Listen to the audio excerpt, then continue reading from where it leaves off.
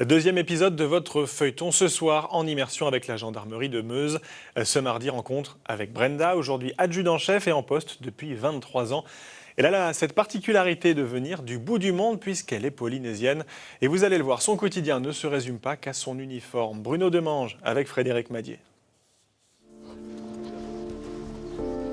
Bonjour tout le monde. Brenda est arrivée dans cette brigade tout juste après sa sortie d'école de gendarmerie. Elle supposait alors évidemment qu'elle allait rester quelques années, mais elle n'imaginait pas une seconde qu'elle y serait encore aujourd'hui.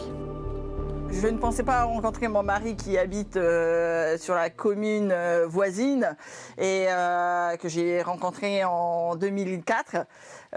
Et depuis, nous avons eu donc 6 enfants. Dont le premier va avoir 19 ans et la petite dernière va avoir 5 ans. Quand elle n'est pas de permanence, Brenda vit donc une expérience qui n'a absolument rien à voir dans cette exploitation à quelques kilomètres de Vaucouleurs. Non, j'ai pas fait. En fait, Brenda a 3 vies bien différentes. Ma vie de gendarme, ma vie professionnelle, ma vie de maman et mon aide que j'apporte à mon mari. Où vous changez complètement de contexte, ça n'a vraiment rien à voir avec le métier que je fais. Et c'est vraiment en fait où vous lâchez prise et vous voyez autre chose et ça vous coupe en fait de ma situation professionnelle. Car c'est clair, son métier implique beaucoup de charge mentale.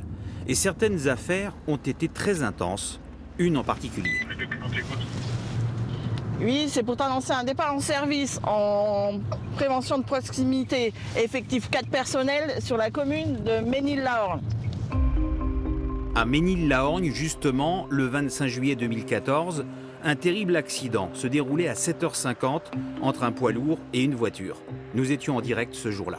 Il a donc traversé le terre-plein central pour venir faucher et rouler sur une voiture qui roulait tout à fait normalement. On l'a su qu'il y avait, lors de notre trajet sur les lieux, qu'il y avait des morts. Et sur place, au vu de l'état du véhicule des victimes, on a très bien compris et rapidement qu'il n'était plus possible de faire quoi que ce soit. Dans cet accident, les 5 occupants de la voiture sont décédés. Le chauffeur du camion était sous emprise de cocaïne lorsqu'il a provoqué ce drame. Il a été condamné à 7 ans de prison en première instance, puis à 10 ans en appel. Pour les parties civiles, le jugement est resté trop clément. Qu'on laisse de telles actions alors que les gens sont connus par les forces de police, par les tribunaux, c'est juste inacceptable. Il avait déjà donc été alerté par la justice à plusieurs reprises sur les dangers de la consommation de produits stupéfiants et il n'en a pas tiré les conséquences puisqu'il a pris le volant en ayant à nouveau consommé des produits stupéfiants. C'est devenu un fléau beaucoup plus important que l'alcool. On ne va pas se mentir, la drogue détruit tout. On aurait pu éviter cet accident.